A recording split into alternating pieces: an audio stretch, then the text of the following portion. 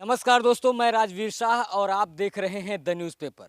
दोस्तों, उत्तर प्रदेश में चुनाव है और जिस तरह से अगर हम बात करें राजनीतिक पार्टियों की, हर तरफ गठबंधन की चर्चा है। चाहे अखिलेश यादव की हो, आरएलडी के साथ गठबंधन हो या सोहेल देव पार्टी के साथ। बीजेपी की बात करें, संजय निषाद के साथ गठबंधन हो या मायावती की बात करें, जिस तरह से चुनाव प्रचार में रैली पे रैली की जा रही है। लेकिन अगर बात करें निषादों की, निषाद राज जिसको लेकर अगर बात करें, राम मंदिर का निर्माण हो और जिस तरह से निषादों के साथ बीजेपी का गठबंधन हुआ, आखिरकार निषाद क्या सोचकर वोट डालेगा।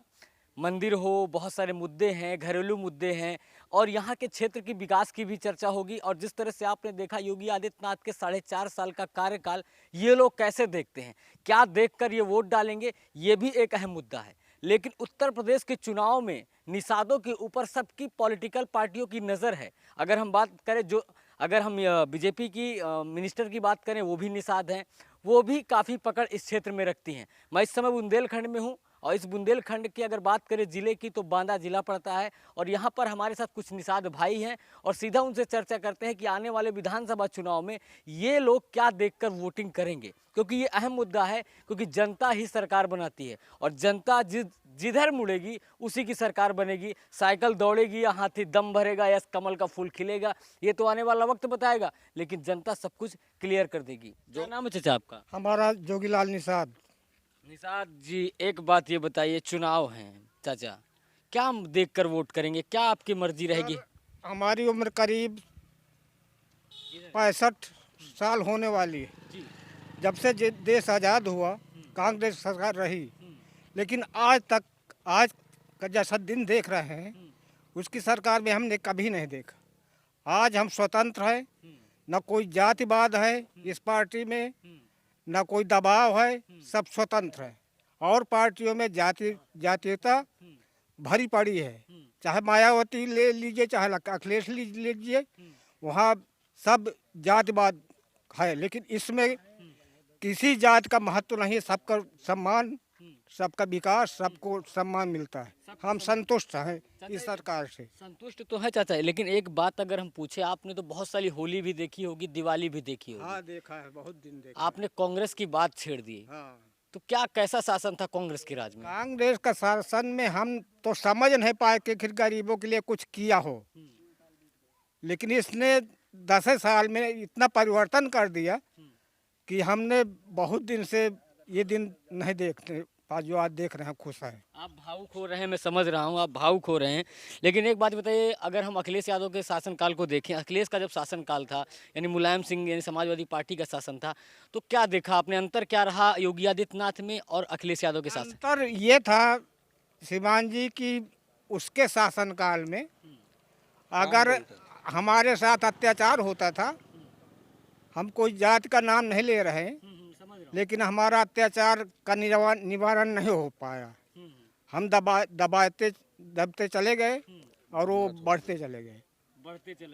चाचा से भी हम और चर्चा करेंगे, रुकिएगा। चाचा, क्या नाम है आपका? इनसे बात कर लिया। अच्छा, क्या नाम है सर आपका? जी, विनोद कुमार निषाद।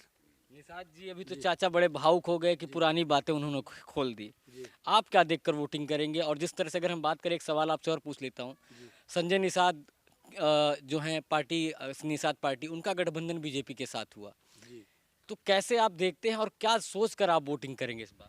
जी, जो संजय निषाद जी गठबंधन कर रहे हैं बीजेपी से, उन्होंने एक वादे पे गठबंधन कर रहे थे।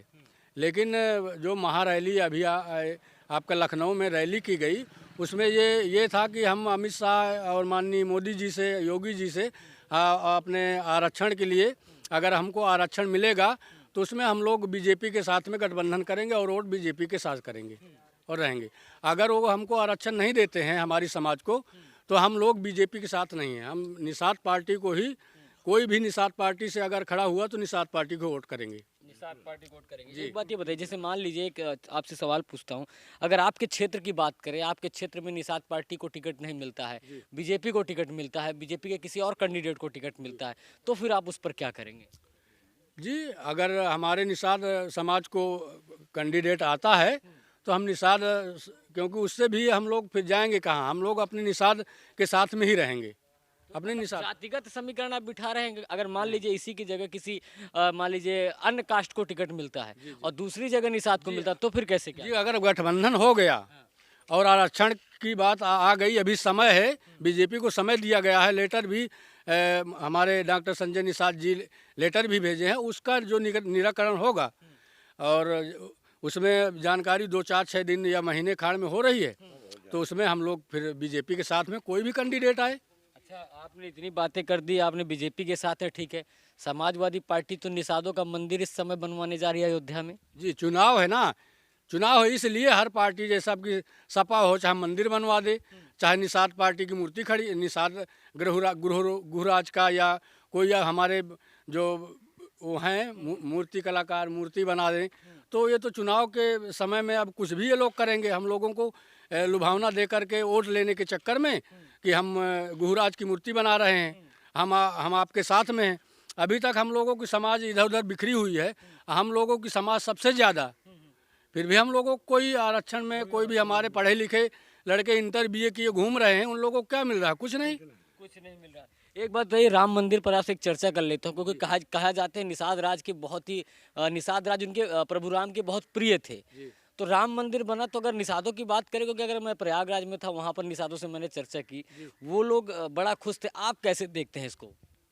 जी हम लोग माननीय मोदी जी जो ये मंदिर का इतने 570 सालों से पड़ा था अभी तक, तो अब ये मंदिर बनाया गया इतने सालों से अभी तक पड़ा था, उसके लिए हम लोग खुश हैं और मोदी जी पर भी खुश हैं। योगी जी भी सहयोग किए, योगी जी सहयोग करे, तो हम लोग पूरा समाज खुश है उसके लिए।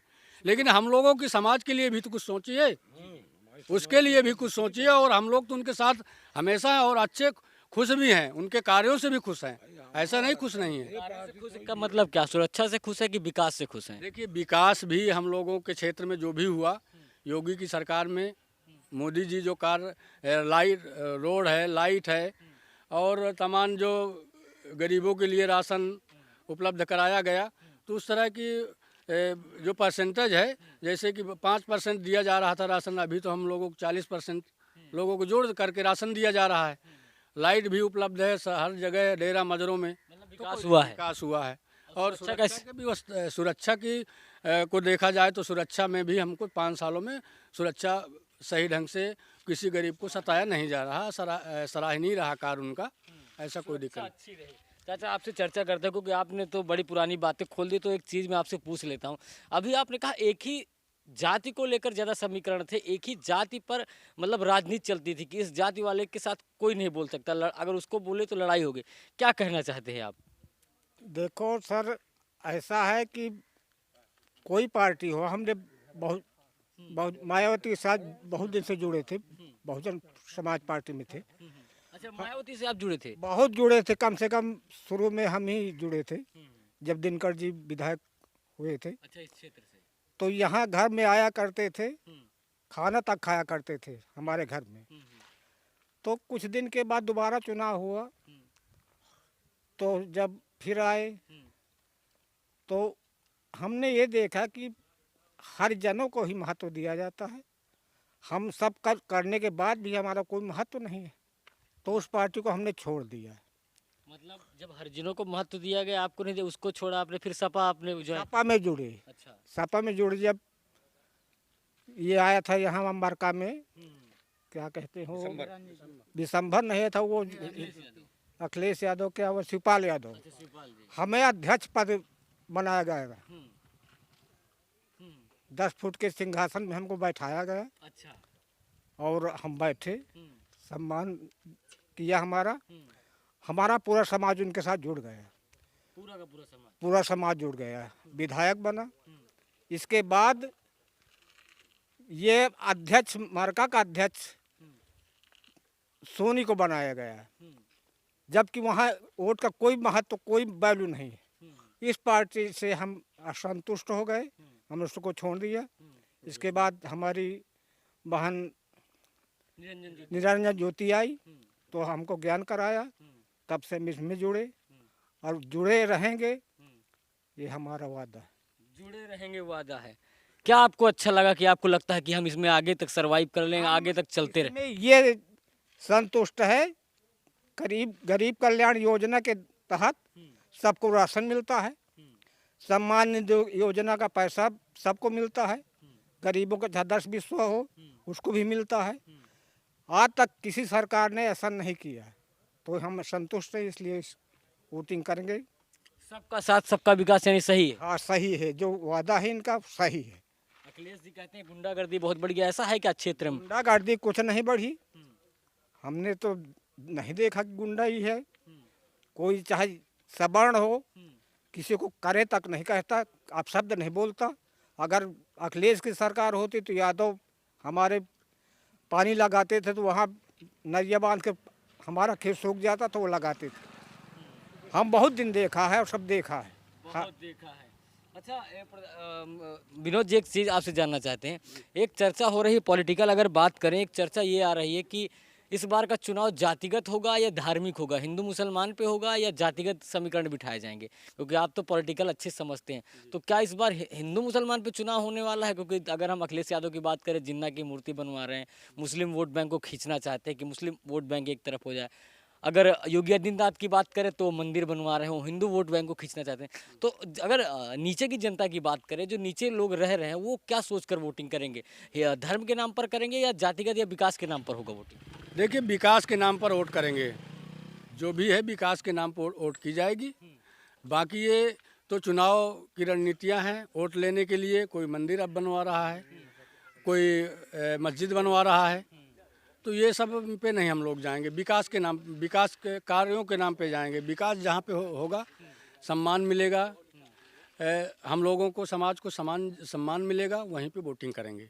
और जी वहीं पे वोटिंग करेंगे। एक बात आपसे भी जान लेता हूँ शुक्ला जी, आप क्या देखकर वोटिंग करेंगे? क्योंकि इन्होंने तो, चाचा ने तो बहुत बड़ी बड़ी बातें बता दी कि कांग्रेस से लेकर अगर आज तक की बात करें योगी आदित्यनाथ के शासनकाल में क्या क्या बदला, आपने क्या बदलाव देखे एक सवर्ण होने के नाते? मैं सवर्ण होने के नाते ये बदलाव देखा कि जिस तरह से सबका साथ और सबका विकास, यानी पहले हम लोग प्रताड़ित किए जाते थे। यदि हमसे अखिलेश जी के समय में हो या मायावती के समय में हो, वहाँ पर जातिवाद होता था। इस समय कोई जातिवाद नहीं होता है। जो इनका कथन है वो सत्य है कि सबका साथ सबका विकास, सबके साथ सबका विकास जहाँ पर है वहीं पर हम लोग उसी मुद्दे को लेकर हम वोट करेंगे। और बस यहीं से हमारी वाणी को विराम दे दीजिए।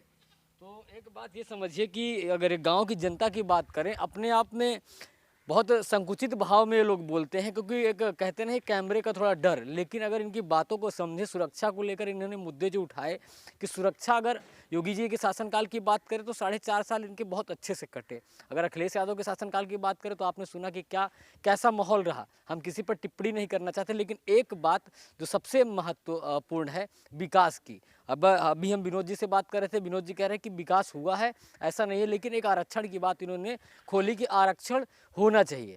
अब देखते हैं बहरहाल कि कौन जीतता है, अखिलेश यादव जीतते हैं या योगी आदित्यनाथ की फिर दोबारा सरकार बनती है, या मायावती जी जिस तरह से कह रहे हैं कि हमारा साइलेंट वोटर है, ये आने वाले वक्त में पता चलेगा। बहरहाल बने रहिए द न्यूज़पेपर के साथ। मैं हूँ राजवीर शाह। जय हिंद।